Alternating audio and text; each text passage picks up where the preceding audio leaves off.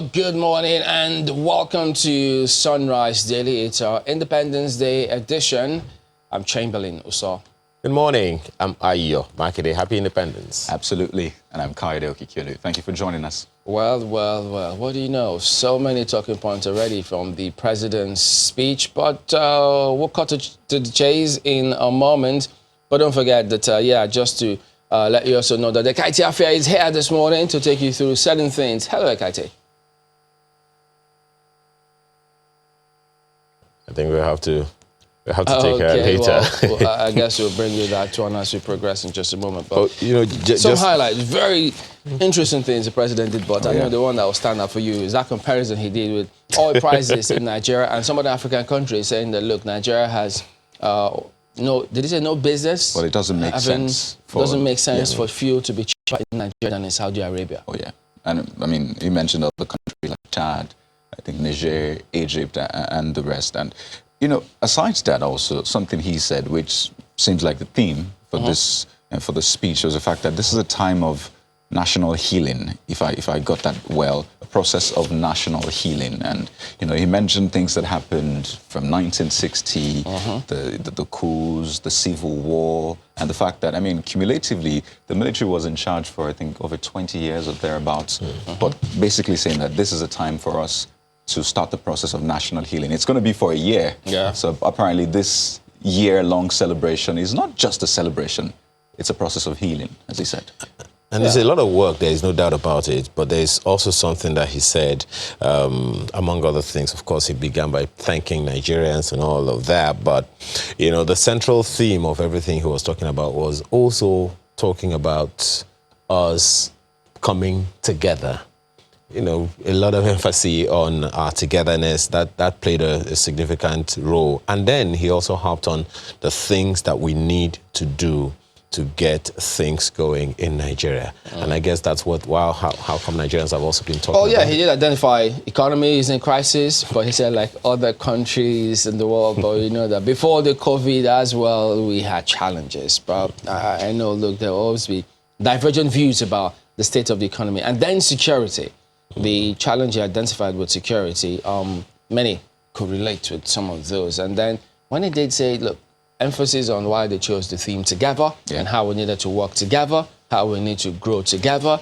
But that basis, certain fundamental basis upon which many think, well, if we have to strive and endure and grow together, certain things have got to be put in place to ensure that we can have that pedestal, that equal basis to move together from going forward. So it's going to be interesting to see how people respond to all of this. Absolutely. I think another statement from me is part where he said Nigeria is not a country for just the president or political parties, whether opposition or the main. It's a country for Nigerians. And, he tied that to the fact that we shouldn't see ourselves coming from different parts of the country. So I'm from the southeast or I'm from the southwest. You should say, I'm a Nigerian. And I think it's important if you have that direction from the government saying it is not a country for just the president or political parties or some of these, big wigs.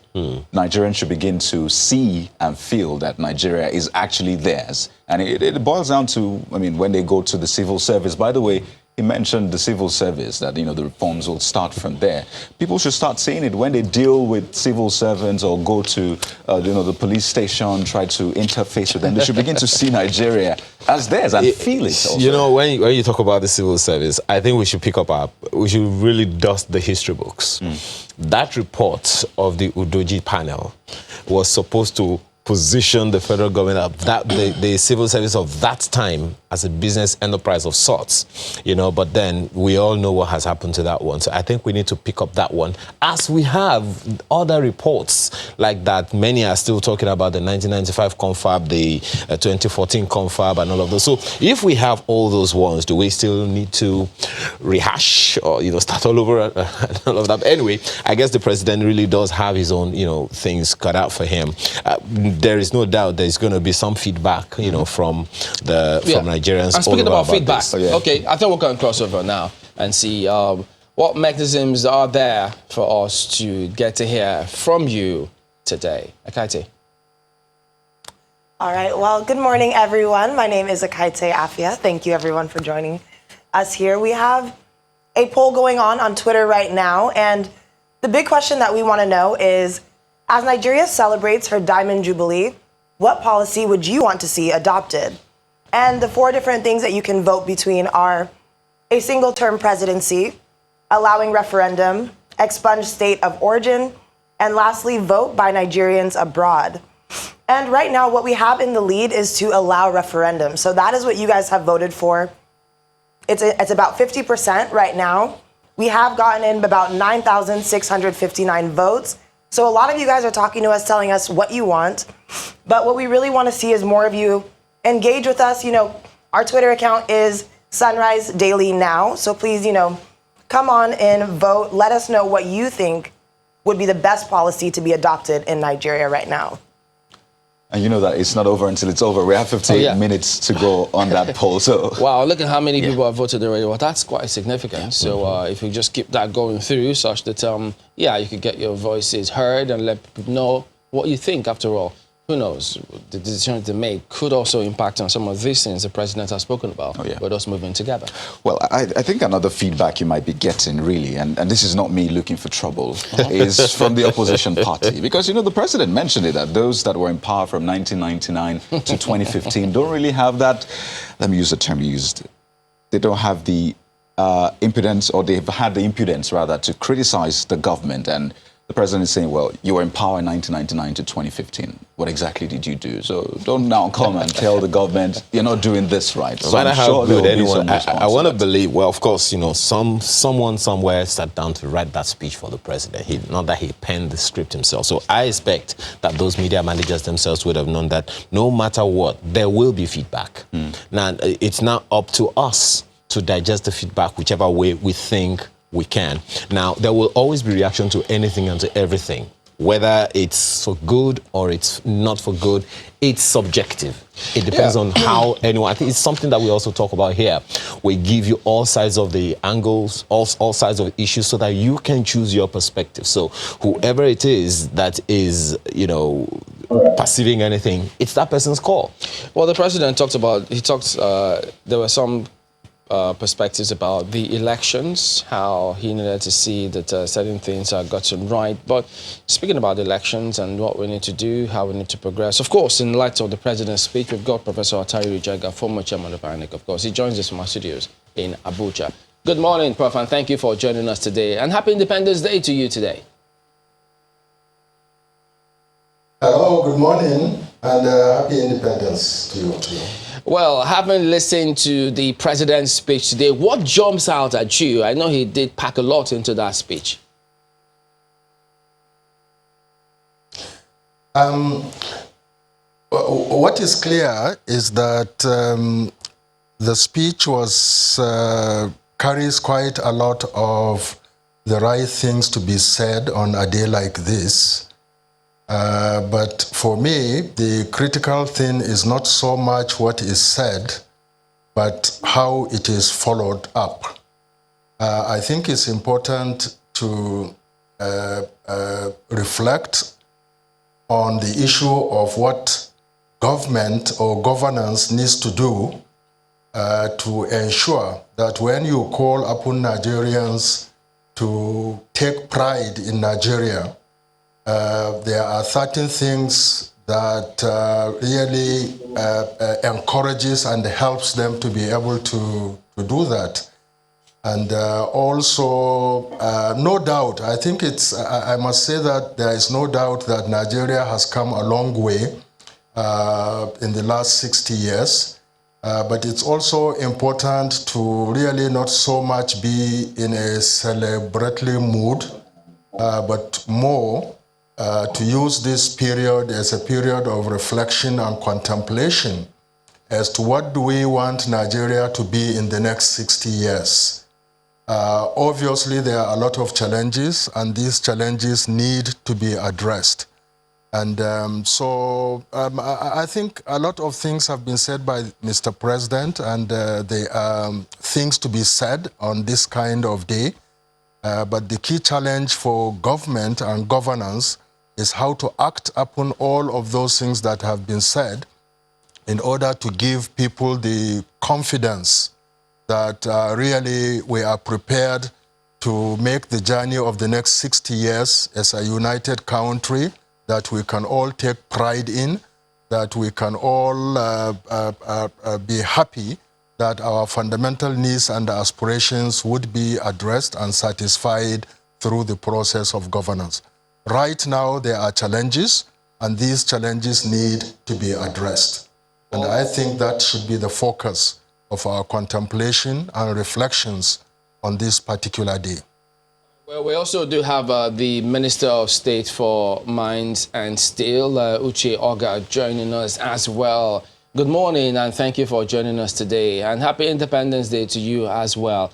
Well, the President's speech, I mean, yes, in light of the current challenges, there are many who, there are quite some interesting perspectives that he put out on this speech. But, of course, you all do know that, I mean, yesterday, the day before, even today, there are different groups, different parts of the country who still agitate for one thing or the other, who feel hard done by, who don't have that sense of togetherness. So the president's, do you think the president's speech really addresses some of those concerns? Because you have people who think, well, yes, we heard the speech, but in reality, that's not what is reflected out there.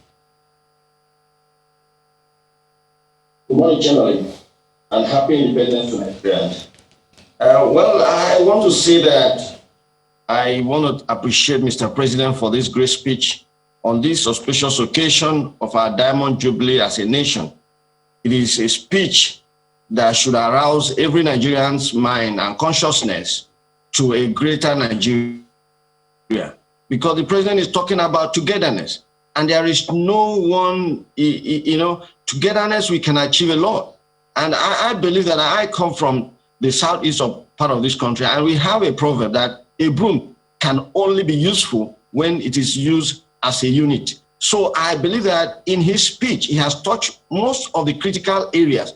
And those areas are the areas that are so fundamental to our existence. And, in his speech, he didn't say I, he said that we, which means that he believes in the totality of our country as a nation. And the speech is so unique that if we as a people can look at it, he said, I'm giving a foundation that can drive the future of our great nation. And that is what we are talking about the reformation of the public sector. We're talking about giving infrastructure. We're talking about how to take us back to our original, which is agriculture and mining. If you look at this nation, a nation whereby as a people, we can be proud of tomorrow. Yes, the past, we cannot continue to talk about the past. The past is gone, but we're talking about the future. And the future is where all of us belong to. If we all can join hands together with Mr. President, looking at his speech, I believe we have a greater nation, a greater future for our nation. Thank you. But when he said that, we needed to also examine how we got here, perhaps to enable us move forward, having taken stock. So are we doing that as well? Because that's part of the concerns that lots of people have when they still agitate. So are we going to gloss over some of those parts? Definitely the president is not glossing over. If you look at it, there are a lot of discussions going on, a lot of inputs going on here and there. He's not saying that, look, I'm going to, trade off any or part of the country. You can see what is going on. Even from the Niger Delta point of view, there's an agitation. Even from my own region, there's an agitation. Even from the West, there's an agitation. But President is saying that, look, let us work together. It is a call to work together as a people. So in this, people calling for this unity, we are calling them together and say, look, let us come together. There's a point we meet to discuss the future of our nation, and which I think is the right direction, the right thing to do. Okay. Well, Professor, one of the things that the president also said, is part of what the minister just talked about now, which is that we should all work together, come together and have a conversation and all of that. But, when he started, he talked about the fact that we should see ourselves in the light of Nigeria as a nation, not Nigeria as and from our regional, individual regional perspectives. And he also talked about the fact that we consistently harp on what you called artificial fault lines. How do we even begin to address that? With due respect, there are fault lines, and many of these are not artificial. No doubt, people tend to exaggerate these fault lines, and rather than addressing their minds to how to solve or address or correct these fault lines, they tend to passionately just agonize over them without concrete suggestions or ideas or action as to how to address them. So I think what is significant as we reflect over Nigeria's future is, first of all, there is need for fundamental reforms in the values and the orientations of those in governance. Obviously, the values of selflessness, of public service rather than self-service have been remarkably eroded in the last 60 years in the environment of governance.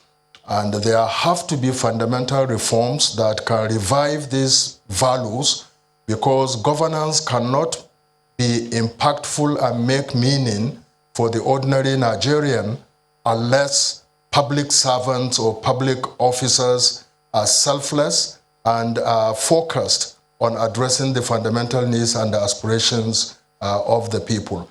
So that's one area, but there are other areas, obviously. To have national accommodation, you need fundamental rearrangement of the structures and the institutions of governance. And we talk a lot about it, and again passionately, but very little is done in terms of addressing some of these. And then, of course, there is also the issue of the attitude and the orientation of our politicians. And these are fundamental issues to be addressed. And government needs to provide direction in terms of how these challenges are addressed. Well, perhaps the issue you might want to also help us understand a little better is, before we even solve the problem, of course, you have said it, that there have been several things said, a lot of talk, a lot of conversations, but not so much has been done. Perhaps the issue to address first would be to even find out how did we get here, so that even when we are able to address those issues, we don't retract. So do you have any idea how we got here and how to ensure we don't get back should we succeed in addressing the fault lines you talked about? To my mind, we got here primarily because, regrettably, our country has been bedeviled by bad governance and poor leadership. I say regrettably because obviously, historically, when we examine both the framework, the institutional framework, and the personalities that have occupied governance, it would seem to one as if a lot of attention has been devoted to contesting and getting into power without adequate preparation in terms of what to do when you get into power. And therefore, there has been a lot of wastefulness of resources in this country. There has been a lot of misplacement of priorities in this country. Just look at the education sector or the social services or health sector. You can understand what I mean in terms of wastefulness of resources and not being able to address the fundamental needs and particularly the key issues that can help develop a nation. We have not invested appropriately in education. The pandemic has shown how our health sector and social services sectors are really in very bad shape.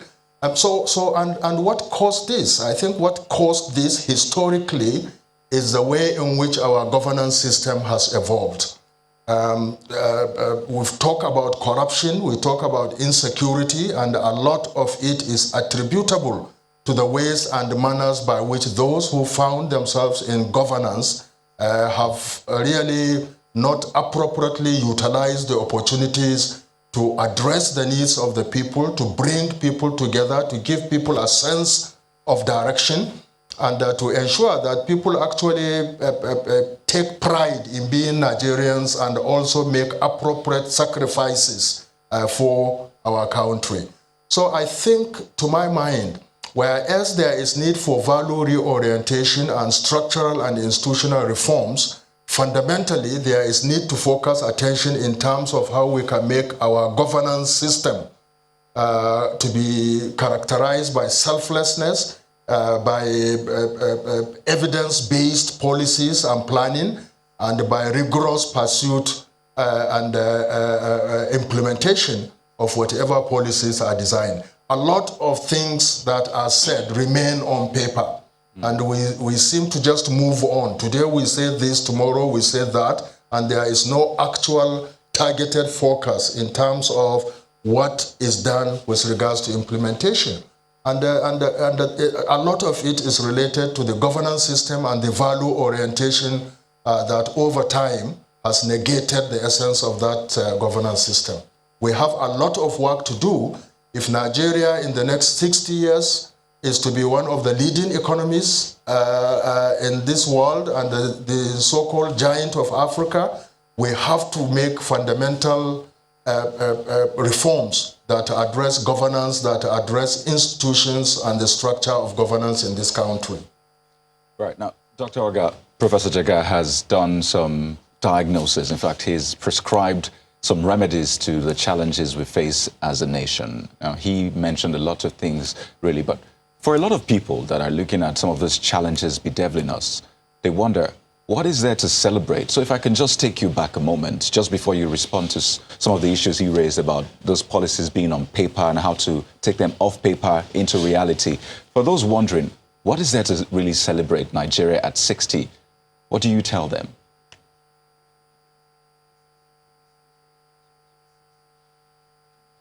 Thank you, my brother. First, let me say something which I've always said everywhere. What is lacking in Nigeria is for us to put up this Project Nigeria, for everyone to have Project Nigeria in mind, that we all together working united people. But you see, that is what is creating the problem. You are in an office, somebody say, oh, I'm from Yoruba land, this one say I'm from Igbo land, this one I'm from the north. Let us work to build a nation. And you can see what the president has done. He talked about foundation, the establishment of the national ethics and integrity policy. This will help us to moon a foundation of a nation. Yes, Professor Jaga has said it, but I keep telling people that we all have been in public office. When you are in public office, what did you do in changing the focus, the fundamentals of the office? Have you done anything? And for me, there's something to celebrate. We celebrate life. We celebrate togetherness. We celebrate that we are a united nation with diverse in terms of resources and minerals. If you look at it, God has created us at a perfect unity. In the south, yes, you have minerals, oil in the south. In the north, you have equally, you have minerals. And then you have agriculture land. All these things put together is what builds we have this infrastructure, and God has given, if you look at it, there is unity in diversity. The way God has created us, He has put potentials in all of us. So I believe that, like what I say, if we together can come as a people, changing our understanding and belief that as a people that there is a need for us to change, because change begins with you as a person. How do you take this nation as a Nigeria in whichever place you find yourself? And believing that, look, you are building in one nation. Forget about when it starts with you, when the change starts with you, you say, look, I have to do this, and I must do it for the interest of this nation. I think we are getting it right.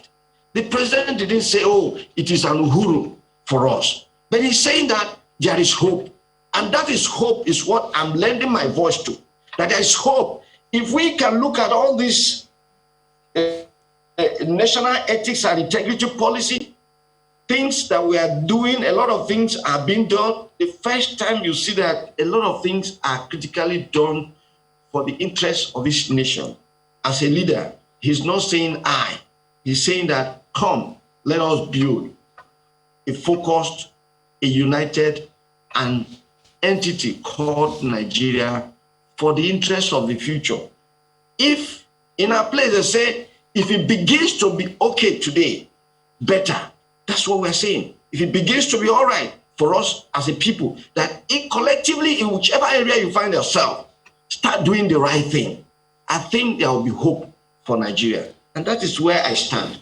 Right. I believe you're saying what we should celebrate is that hope for a better future, if I get you correctly. But another thing Professor Jega mentioned is the fact that one of the problems we've had is these policies, these things that you said are being done, stay on paper and they never come into reality. So how are we sure that these lofty ideas, these lofty policies that you have talked about don't remain on paper? No, definitely, that if you know this administration is not talking about paper, it's talking about reality. It's talking about the actual thing. The president is walking the talk. We don't talk about, take for instance, we don't talk about infrastructure and we don't see it in real terms. When you talk about, okay, road, you say, okay, this road is done. Talk about this building is done. You talk about even rail, you say this one is done. We don't say things that we don't do. When you talk about, there's a review of the policies, it is going on. And what we are saying is that it is individual, we, all of us together, wherever you find yourself, public sector, private sector, in governance, in academics, do the right thing. Walk the talk. And that is what the president is asking Nigeria. Let all of us walk the talk. It is not just about talking. And whatever the president is saying, he's doing because he's so passionate. When if you listen to the speech, it's a speech that has passion. Someone who wants to put in his best for a nation he believes in. So I believe that within the few years, you can see what is going on critically from all the sectors. Today, before now, Nigerians never knew about mining. It's never heard of. But today you can see that first in the history of a nation, we've been able to present gold bar artisanally mined in Nigeria. And we are telling Nigeria that we have capacities, there are a lot of minerals in Nigeria. And these things are things, it's not just talking about it, you see that we are actualizing them. So I believe that in walking the talk, this government is doing the right thing by ensuring that look, whatever we say is what we are doing. We'll return to this in just a moment. If you could just hang on. We'll be back. Don't go away.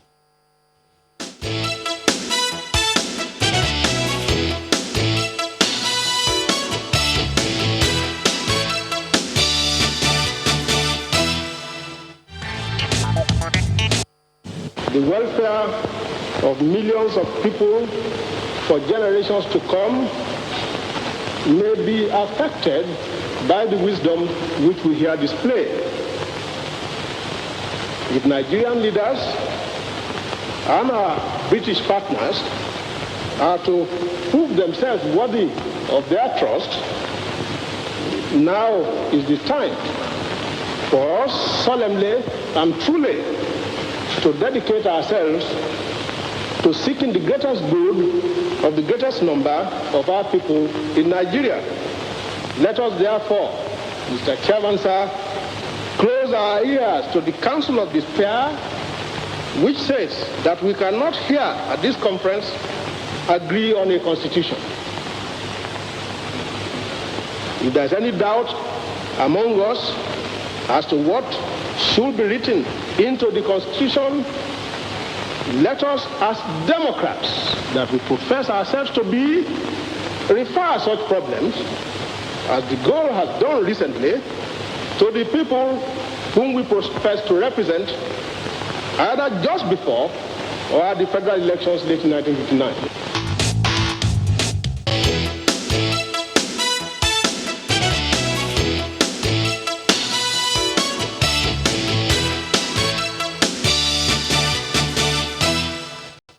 Welcome back to our special edition of Sunrise Daily. It's Independence Day. Our theme, Nigeria, Diamond in the Rough. What are those things you suggest can be done to ensure that things at least get a lot better? The theme that the government is talking about is together. The president says the reasons why that was brought in, such that we all can forge ahead together and become a lot better. But some of those concerns that you do have, feel free to let us know what they are.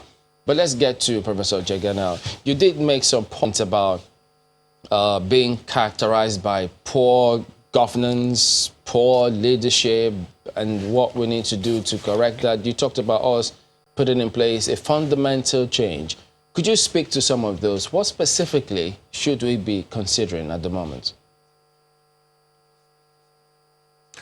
Okay, first and foremost, I would like to say that when we look at the experiences of other countries worldwide, countries develop essentially by the efforts and the energies and the resourcefulness of young people. And whether it is in terms of forging unity or improving productivity in all sectors of the political economy, young people have a fundamental role to play. Regrettably, in Nigeria, our young men and women are increasingly being, if not demobilized, but terribly demoralized. When you look at educational institutions, these really are not in a position to provide opportunities for tapping the potentials of our young men and women. But what is even more important is that people study and graduate and come out, and there is a serious crisis in the job sector. Unemployment is terrible. And young men who are frustrated, who are demoralized, no matter how passionately you keep telling them to believe in one Nigeria, to believe in government and what it does, will just listen to you and will not have the commitment that is required to build a nation. They need to be inspired, and they need to be inspired not just by words, but by action in terms of substantively what is being done to address unemployment, what is being done to strengthen human capital development in terms of education, in terms of research, and in terms of innovation in all our institutions. And obviously, regrettably, the progress in these areas in our country is abysmal. So it's very, very important to, as I keep saying, to say good things, yes, and the good things have been said in this very good speech by Mr. President. But I think it's important that Mr. President and those around him now begin to say, look, what can we do substantively in addition to whatever we have been doing in order to really have very actionable, substantive, and sustainable programs and policies that can help us to really get Nigerians to believe us and trust that we mean what we have said in turning things around in this country. As I speak with you, given the level of poverty, given the level of unemployment, and given the passionate mobilization of religion and ethnicity, we have very serious challenges in terms of how we can get our young men and women to be passionately committed to Project Nigeria. And it's very important for what Nigeria becomes in the next 60 years to be able to ensure that we galvanize our young men and women to trust the governance process, to trust our leaders, and to also join hands with them in order to move this country forward. So action, passionate, selfless action, really is very, very important. And you have to inspire people to be able to get them to believe what you say and to also be able to participate in the commendable aspirations that you have as a leader for our country's development. So really, I think we need to go beyond just agonizing over our problems. We need to say what needs to be done fundamentally in order to reposition our country. Nigeria has not explored its potentials in the past 60 years.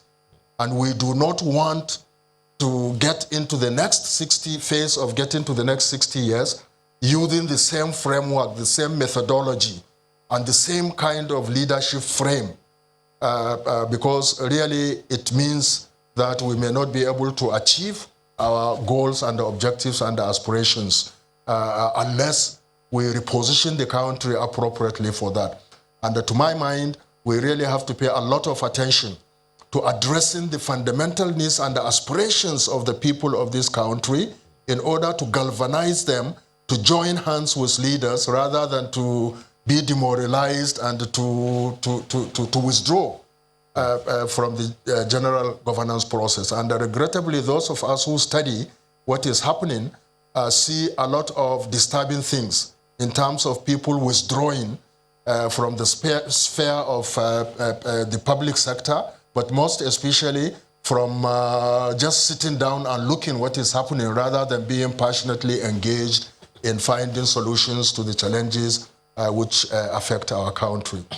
So really, a focus on action rather than just on statements is very, very important as we move forward.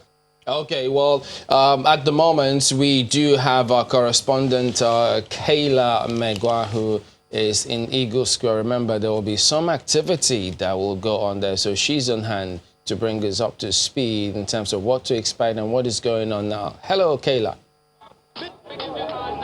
Hello and happy Independence Day to you. We are live at Eagle Square, significant because it's been 10 years since Independence Day was celebrated right here at Eagle Square. Remember, in 2010 there was a bombing around this area, so since then Independence Day hasn't been celebrated here. We've had other celebrations though, May Day, we've had Children's Day, we've had Democracy Day, but Independence Day has been 10 years since that celebration was done right here at Eagle Square. So it is a bit nostalgic for a lot of people who were here 10 years ago to be able to celebrate this particular Independence Day here at Eagle Square, and we can see that the atmosphere is getting busy, so to speak. The security is very tight. I have to say that, incredibly tight security in and around the Eagle Square.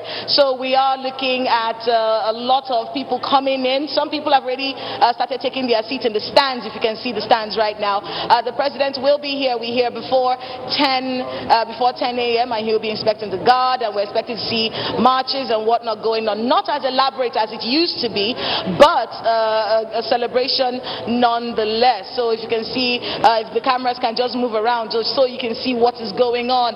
People taking their seats in the stands. We're seeing the marching band coming up. So a lot of people getting ready for the festivities that will begin here at 10 a.m. All right, thank you very much indeed, Kayla. So we will keep up to speed. We'll be on you in just a moment. So just hang on for us, Kayla. You have a long day today. Right, well, guys. it's not really going to be. It's going to be fun. I hope she's able to catch some fun there. Well, let's get back to Professor Jega. There was something you said earlier about the need to bring in the younger ones, and you have no idea how right you are on that one. Well, maybe you do, but because, of course, you know that a significant number of the voting population are young people. And as you have noted, many of them are, if not demobilized, they are demoralized. You've talked about how we may begin to find our way to bringing them back. But then there was a statement that the president made in that speech where he said the problem with the electoral process is largely human. Now, for him to have identified that, he definitely has some figures and he looked at some things. So how do we even begin to address that when he talked about the problems with our electoral process being largely human? If that environment is there, I don't know if the young people will be very much interested. So how do we begin to create that kind of environment to remove those problems or those things that facilitate the problems in our electoral process, which are largely human, according to the president? Well, I agree that most of the challenges that we face in the electoral process in this country are human-induced. And in fact, to even be more specific, they are really problems and challenges created by politicians whose mindset is not democratic and whose mindset is to win elections by hook or by crook. Obviously, there are other challenges with regards to strengthening the lack of strong capacity within the institution that conducts elections, whether at the state level, the CX, or at the federal level, the INEC. And I know that if you reflect or examine what has happened in the last several years or so, there has been what I call positive incremental positive changes in terms of improving the capacity of particularly the National Electoral Commission, INEC, to be able to conduct elections. And increasingly, you are also seeing the value addition in that competence and capacity being translated into better and more improved elections. Still, a lot needs to be done in that regard. But the major challenge is the attitude and the disposition of so-called politicians, both in the political and in the electoral processes. We cannot build democracy without Democrats. And unfortunately, most of our politicians do not have a democratic predisposition in their engagement in the electoral process. You know, it's either challenges of internal party democracy and the recruitment of candidates, you know, when either godfathers or authoritarian despots dominate political parties and try to do what they like, which also creates instability in the whole party formation and the electoral contest processes. But most especially because also these so-called godfathers use money or primordial sentiments in terms of how they recruit people who are placed to contest elections. So yes, it's human, but human attributable mostly to those who, the prevailing tendency now in our political and the electoral processes. So we need to reform the attitude and the mindset and the disposition of our so-called politicians. But we cannot just plead with them to do that. And that is why I consistently now keep saying that people should not remain fence-sitters and onlookers.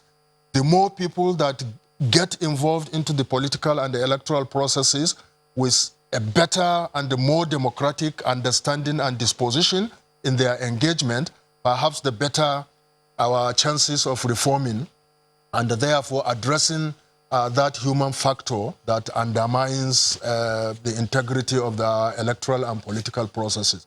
But we have a lot of work to do in that regard. Of course, institutional reforms and legal reforms, particularly, for example, improvement in the legal framework for the conduct of elections would go a long way.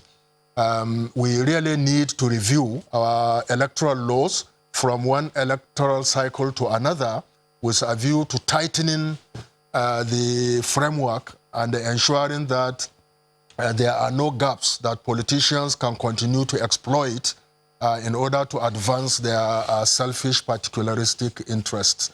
So we need to strengthen our democratic framework and the electoral framework, and one key way to do that is to deal with the attitude of our politicians, right, while at the same time we continue to improve the competence and capacity of the independent electoral commissions, whether at the federal or the state level, to be able to deliver and conduct elections with integrity. All right.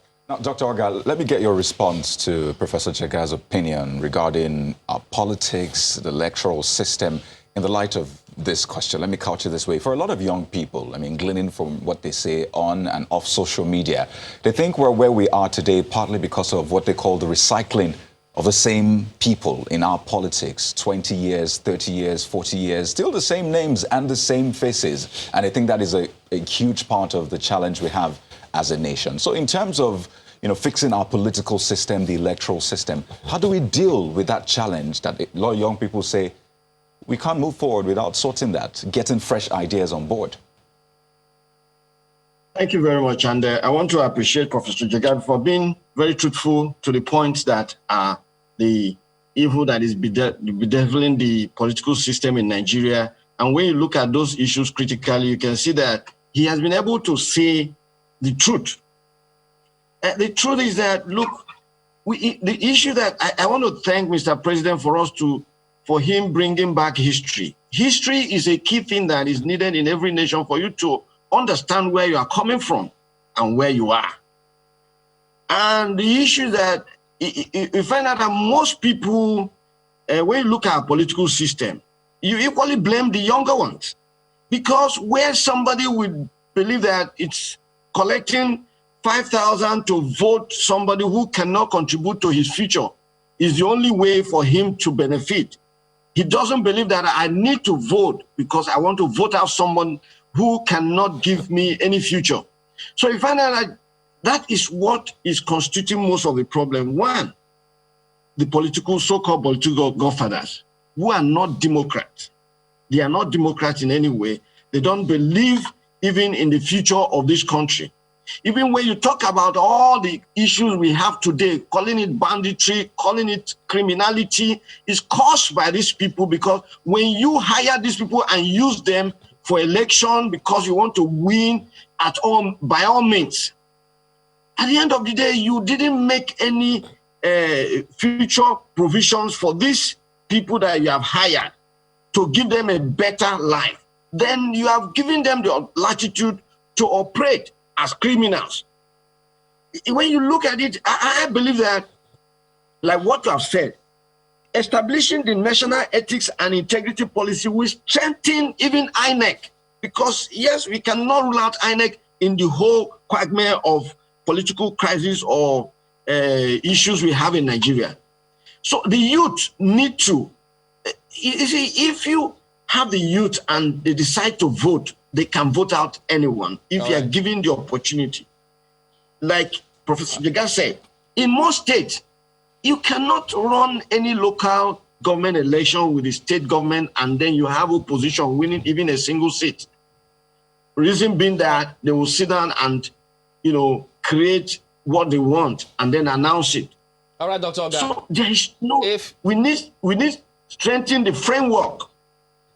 All right, pardon me. Both the state. Okay. Let me bring in. Pardon me on that one. The state. We've got Ademola Abbas. Hello? Just hold on a minute. The national electoral process or the state electoral process, they all need to be strengthened. All right, Doctor. Just hang on a minute. We've got Ademola Abbas. He's a professor of international law and global affairs expert. He joins us as well to weigh in on this day. Good morning, and thank you for joining us. Well, you might have heard a lot of what the guests have said and the president's speech and some of the issues he highlighted. So could you tell us your impressions about his speech in the light of Nigeria at 60? Thank you very much, Timberlake. I hope you can hear me. Yes, please. Can you hear me, London? Can you hear me, please? Go ahead. Yeah, thank you very much. Yes, it was a great speech from the point of at least recapping a few things where we've got it wrong a bit and where we need to go. First, let me say it was a fantastic response I've been listening to from the two gentlemen, especially Professor Jega, who, and I agree with him entirely, felt, look, for us to be able to go forward, we need to know where we are coming from. That is very important. We cannot take the president's speech as though it is a holy grail. It's a great speech, no doubt about that. And as Professor Jega said, it's a speech that we needed at this particular point in our life. Nigeria has become bitterly divided on so many fronts: religion, ethnicity, this, that, and things that we should not be grappling with as a nation after 60 years of independence. So from that point of view, it's a wake-up call for all Nigerians to come together and channel a path forward.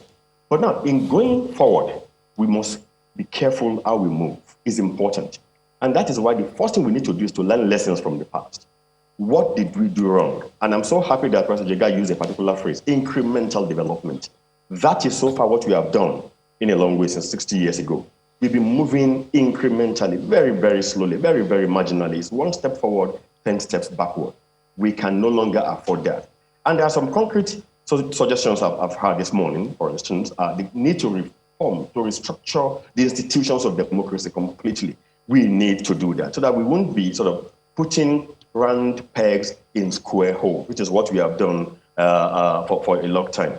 Again, another thing is, just a few minutes ago, gentlemen, I think Dr. Oga was talking about the youth. The role of the youth in Nigerian politics is important. And they talk about the godfatherism. Let me say one or two things about that. We keep forgetting that for there to be a godfather, there must be godsons and goddaughters.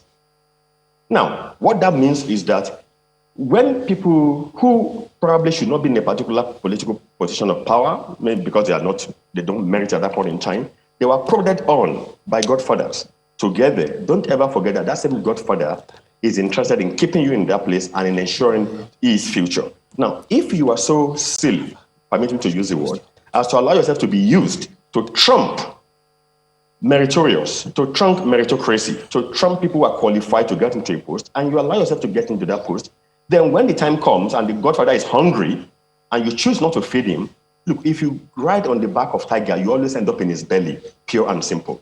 So, and that is where we have to be sure that the middle class is complicitous in Nigeria. Until the middle class come together and, can look at the problems of the country holistically and say, look, we need to be honest with each other. We have been complicitous. We have put the godfather zone. We are the godsons. We are the gods. I don't ever hear the word godfathers and godsons and goddaughters as if godfathers just appear in the. Don't get me wrong. Godfatherism must be eliminated by all means, by all progressive minds in this country. It's a battle that Nigerians must win. Otherwise, we'll be just going in circles over and over again. The role of the youth.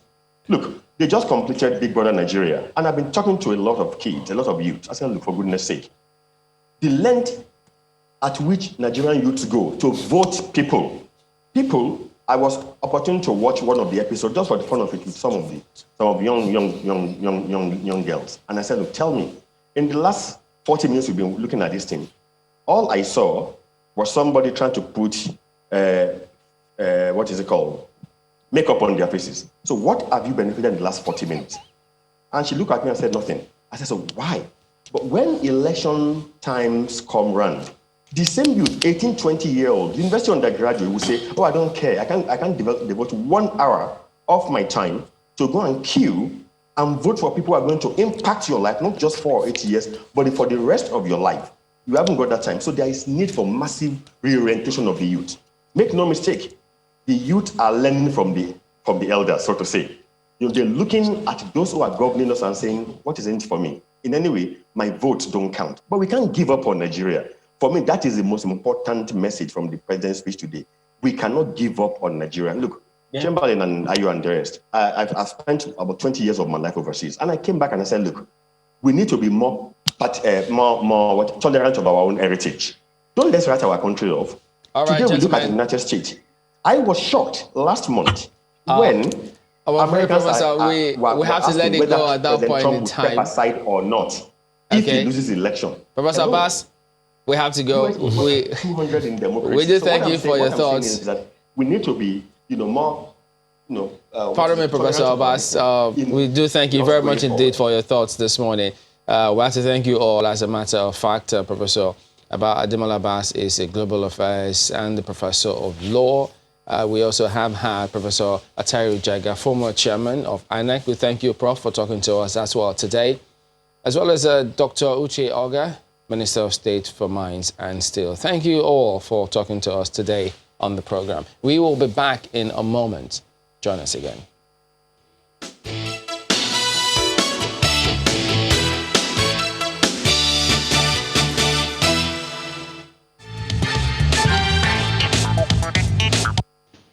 I wish to make our position plain beyond any matter of doubt as regards the African continent.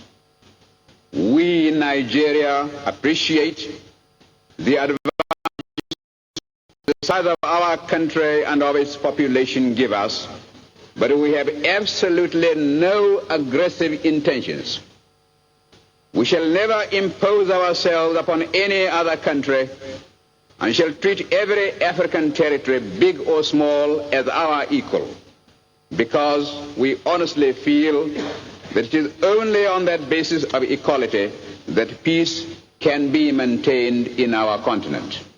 When we hear the world crying out for peace, we may receive the inspiration to deal with these intractable problems and be able really to devote all our resources to the advancement of mankind by applying those eternal truths which will inevitably persist long after we ourselves are utterly forgotten.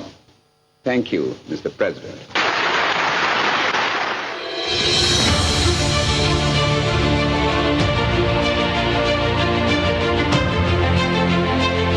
I am a soldier of Nigerian Army fighting insurgency. I am highly committed to defend my country, Nigeria. We need their prayer. We need their support. As we celebrate Nigerian at 60, I send my warmest greeting to all members of our family and peace-loving Nigerians. By the grace of God, this year we will see our victory. God bless Nigeria. Happy independence.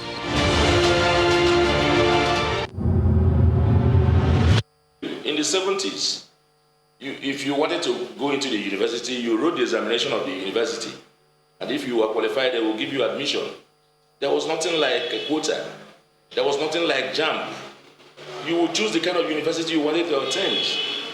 And they set their standards. If you met their standards, you gained admission.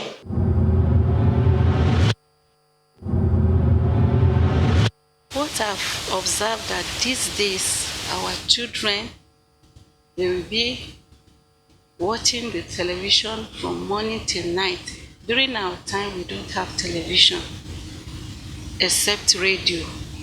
Our parents will listen to 4 o'clock news in the evening, and then in the early morning news they used to, and we too will stand by the radio to listen.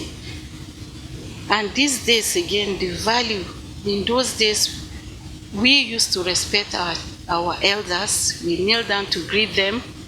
We do some houseworks, but these days we see our children not doing it. They prefer to be on their computer or playing games.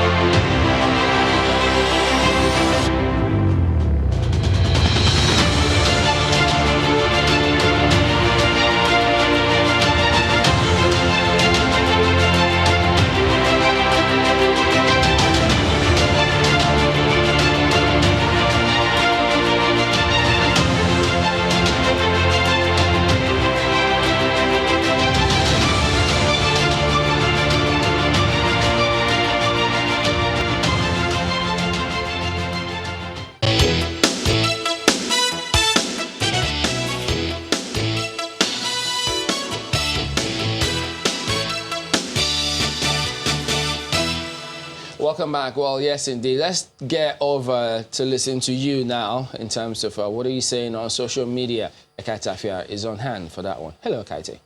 Hello there, Chamberlain. So, since we last spoke, over 1,000 of you have put in some votes, and the poll is now closed.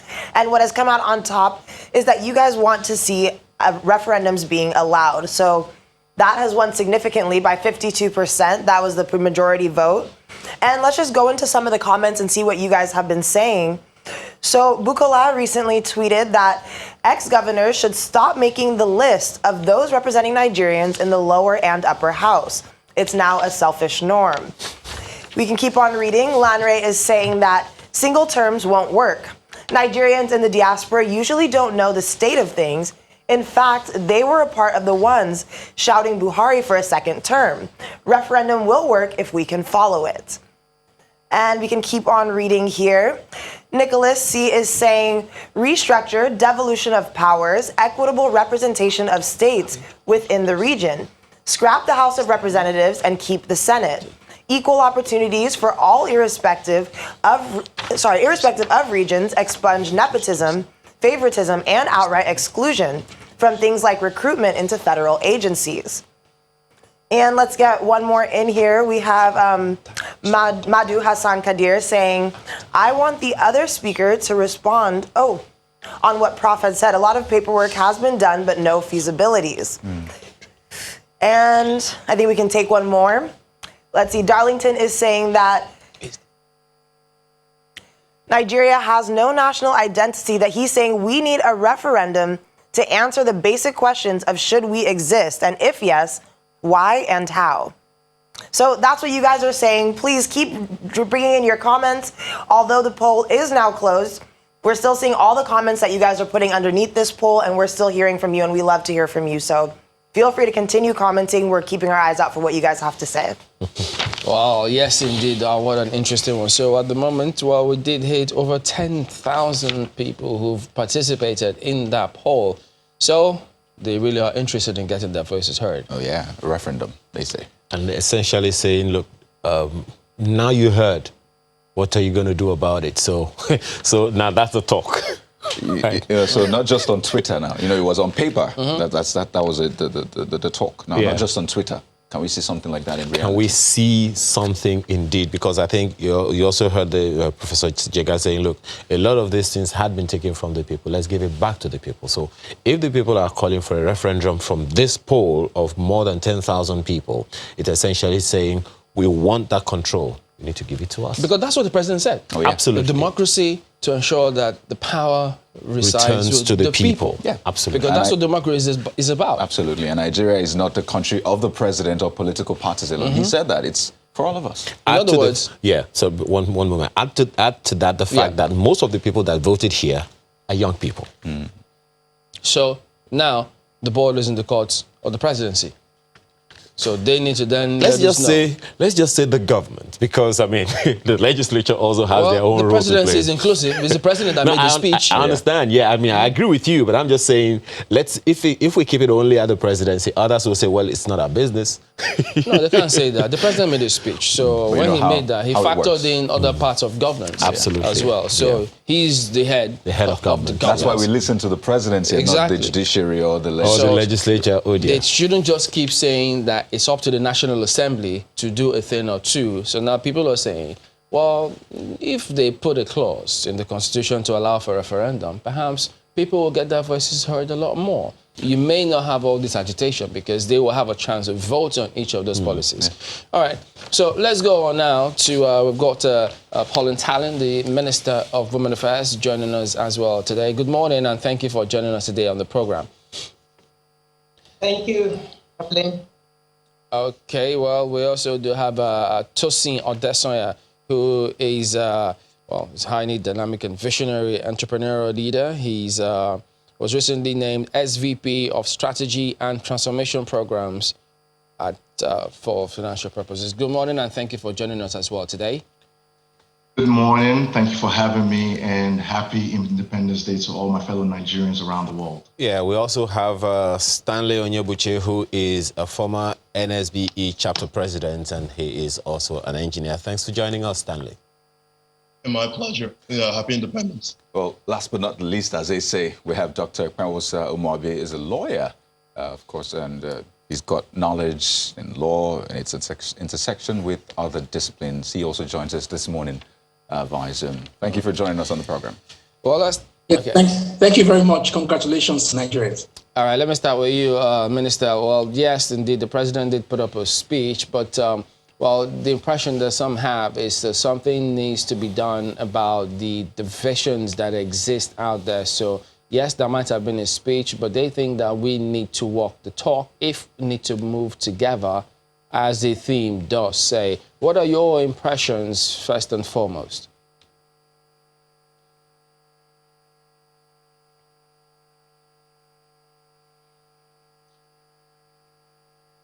Again, thank you very much, for having me this morning. Pardon me, actually, that's for the Honourable Minister. Could you hang it a minute? Thank you. Good morning, Nigerians, and happy independence to everyone. All right. Go ahead, please. Today, as we mark our independence celebration, we all had the president's speech. And I want to congratulate all Nigerians, because what is lacking in Nigeria is we don't count our blessings. We don't appreciate what God has done for us. Nigeria is one of the countries that God has blessed so much. And 60 is a significant age in every country's history. Yes, we have some challenges, and every country has challenges, but we must work and remain united. All hands must be on deck. All hands must be on in order to make Nigeria greater and a better country. And most important, I know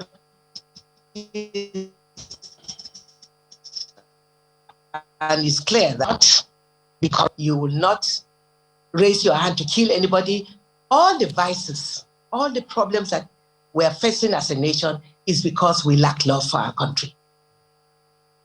So my appeal to Nigerians is that we must all join hands together as one United Nations, love our country, and do the best, give back to our country what the country has given us, particularly those that were privileged to be born before 60 years. Nigeria, we knew there were so many opportunities. Students were given allowances. Everything was fine before you graduate. At least a job is waiting for you. But now the population has exploded beyond the resources that are available. But at the same time, if we don't address the problem of corruption, particularly as Mr. President is taking it as one of his main cardinal points for the president, for the country to address, we progress. All right, Honorable Minister, so we've got these other Nigerians who actually, yes, they were in the country, but they left the country. So we will hear from them now to just get at least their perspective on the scheme of things. So maybe let me start with you, Mr. Odesonya. I'm not sure you heard or what part of the president's speech you may have heard, but if you could just talk to us about where you are, what you're doing. Why was it that you left the country in the first place? No, great question, Chamberlain. And, again, thank you for having me, this morning. As far as, I did listen to the president's speech and I was inspired by it, I must say. I left the country 25 years ago, and really my parents made the decision for us to leave the country. I completed, JSS 3 at FEGO, Federal Government College of Dubuolu, which, so shout out to all the Fegosians out there. And I must say, over the past 25 years, right, I have been hyper-focused, one, on developing, myself, but at the same time, I've been also hyper-focused on thinking about Nigeria. And I think, thinking back over the 25 years, there have been times and moments when not only have I come back to Nigeria, but even tried to make the decision whether or not to move back from diaspora back to the country. So getting back to the question that was asked, right, I think when one of the things that really stood out to me from the president's speech was that it really isn't about the government. The government are the people. And I think at the end of the day, one of the things that I found about a lot of Nigerians is that we tend to blame the government. We tend to put a lot of trust and dependency on the government. And we act like, that we as a people are not the ones that make up the government. So, if I really can just sum it up here, right? Every country, in my mind, deserves the government that they get, right? So we deserve the government that we get. And, until the average Nigerian whether in Nigeria or whether in the diaspora, starts to lead and take self-actualization and accountability, I think we're going to always be in a position where that we do not come out of some of the challenges that we have today. Okay, let me bring in Stanley here briefly now. The president actually spoke about Nigerians in diaspora. And he had good words to say about the fact that a lot of Nigerians in diaspora are making the country proud. And I'm not sure if you've heard this said time and again, but there's always that call to have Nigerians in diaspora come back home to at least contribute. Is that something you're considering or you're willing to do? What's the reaction really when you get, statements like that asking Nigerians in diaspora to come back to the country to help out, as it were? Yeah, I think it's a valid statement to make, right? And I think in order for me to consider it, for I think a lot of other people to think about it, the question you have to consider is why do people leave, right? And I think, just to be kind of brief about it, unfortunately, when a lot of us are young, there's an obsession and maybe an infatuation with Western culture, right? And so when we get to a certain age, there's a lot of desire to leave the country. For those of us who are lucky enough to kind of, or who have the privilege of, going over and studying abroad, right?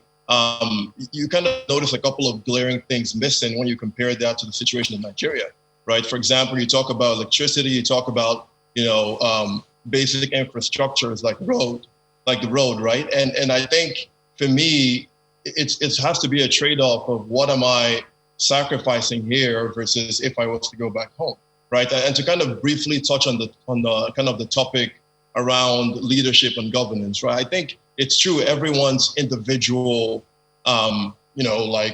role as a human being is to lead their own life, right? But when a person gets into leadership of a higher scale, right? For example, the government, I think there should definitely be a very, very core push and focus for them to lead, right? They need to be responsible for the different areas where people have voted them into office to make change, right? So again, on my stance, I think every Nigerian in the diaspora loves Nigeria, right? But the question really is, if we were to come back, what are we trading off here? And what are we gaining if we move back into the country? That's a significant angle to look at. But let me ask you, Dr. Onwabi, so there's been a lot of talk about the inclusion of young people in politics, in leadership in Nigeria. Of course, historically, most of the people that championed the independence of Nigeria that we're celebrating 60 years after were young people. Most of them average 30 years, 35, 37, 40 years. But these days, it seems the interest of the young people, who, by the way, are way above average of the number of people who vote in Nigeria. What can we do to make our electoral process attractive to young people?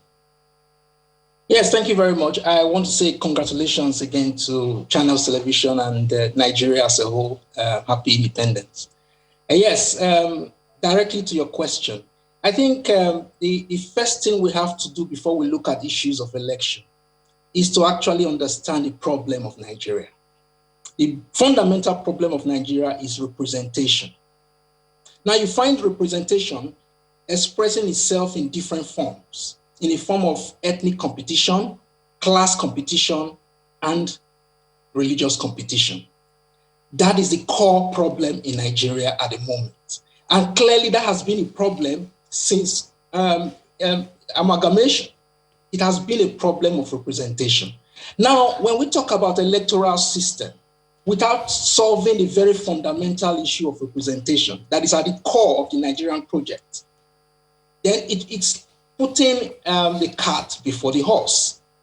Like I said, and I will always say, when we have a problem of representation, there is a fundamental problem that creates that absence of representation. That is the absence of an overarching philosophy to guide national consciousness. The absence of national consciousness and a grand philosophy to guide national consciousness creates this idea of absence of representation. Now, if you have an electoral system that is created along the lines of what is done in other countries without putting the context of the Nigerian system in its formation.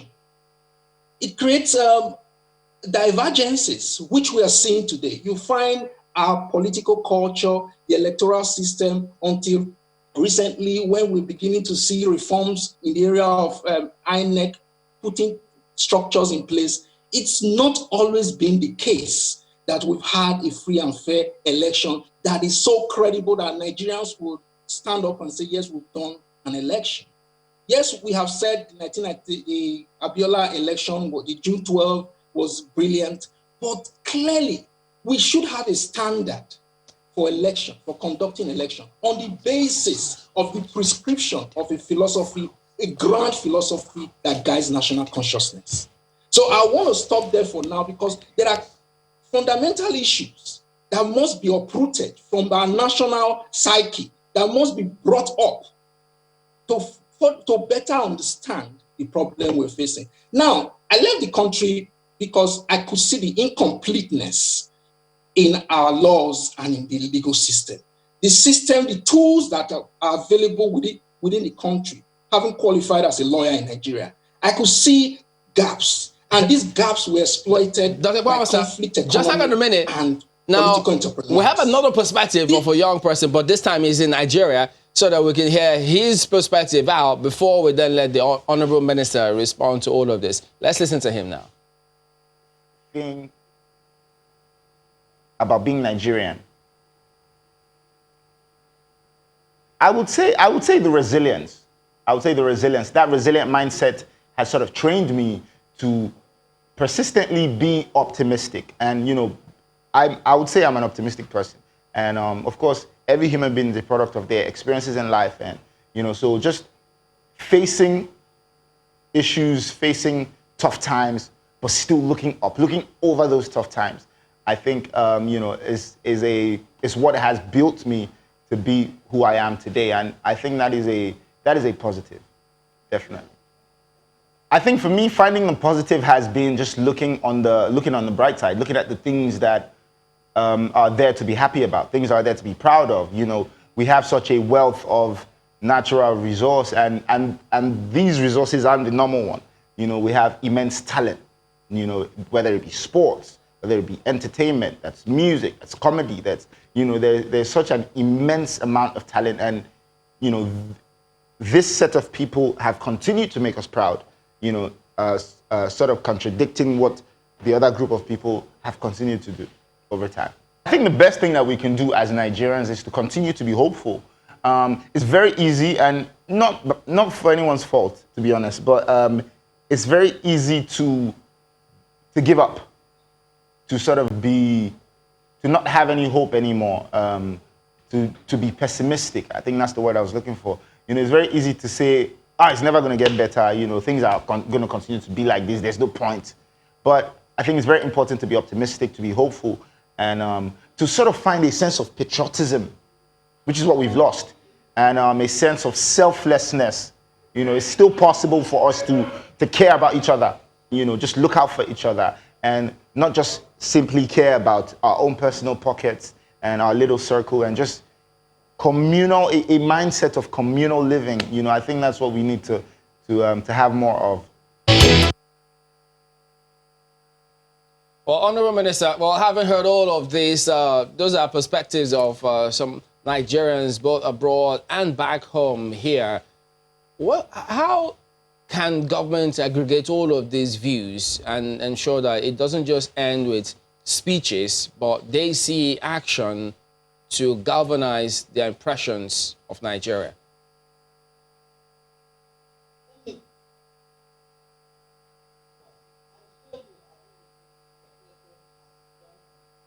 To revamp, particularly the broken down infrastructures. Mr. President, since the office, he's not a president that believes in starting new projects. He believes in continuity. He tries to at least rebuild what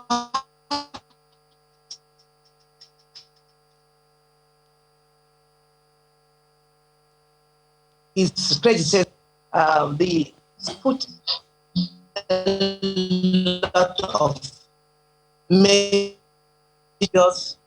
to pushing it.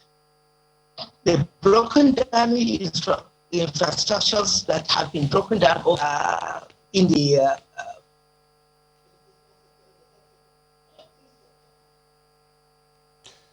All right, I'm afraid well, Honorable Minister, the connection is not that great, but yes, we get the point. I believe those listening also may have picked on a thing or two, but we had to thank you for talking to us today on the program, Honorable Minister of Women Affairs, Paul and Talent. Well, we also have had a gentleman who joined us from the States, but I must say that we are indeed, well, it was interesting to get your perspectives and having to stay up this late to even talk to us. I mean, yes, it's early morning here, but right there in the States, it's 3 a.m. Wow, 3 a.m. but thereabout. And then in London, Dr. Kwanza is in UK as well. But this is an interesting conversation, and I don't think it will end here. So, gentlemen, we will definitely keep this going on in the days ahead. But we must sincerely thank you, Dr. Ikpeonsa Ohumavi, Tosin Odesanya, and Stanley Onyeochi. Thank you all for your perspectives. They were very interesting, and we do hope to get across to you in the days ahead. Thank you very much. Thank you. All right. So what's a celebration without a cake, yeah? Oh, boy. Tell me about What's an anniversary without a cake? Tell me about and 60th of that. And music also. Well, now that you add music. Well, we have Somto Tea this morning to give us some good tunes, especially in the Nigerian context. Somto Tea. What? Where did he go? Let's clap for him. You know, when he's coming in. All right, yeah. Let's hear you play something and come in. Okay, Somto, play. Come on, let's go.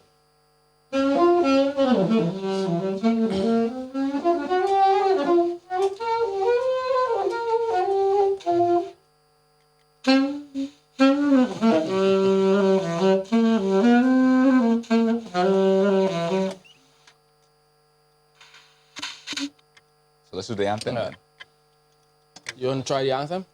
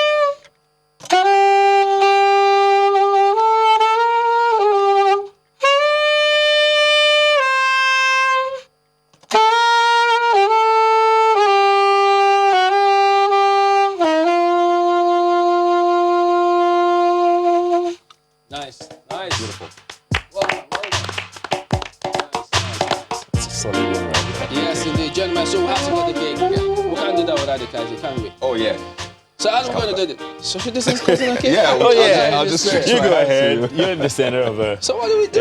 You know, this is Abuja. See what COVID is doing now. Can you imagine this? Oh, goodness. Well, gentlemen, so just want to say, on behalf of all of us here at Channels, the production team, we just want to wish you all a very happy Independence Day. So happy Independence Day in Nigeria. Yep. So there you go. It's an amazing production team, too. What did I do? Production team. So there you go. So if you wonder what's it that's making the cookie, the masquerade dance. Those are our puppeteers. What's the masquerade? All right. So we want to wish you all a happy Independence Day. So go out there and have yourself a very happy day today. Thank you for watching. I'm Chamberlain Oso. I'm Ayo Makide. Have a wonderful day. And I'm Kaide. Oh, yeah.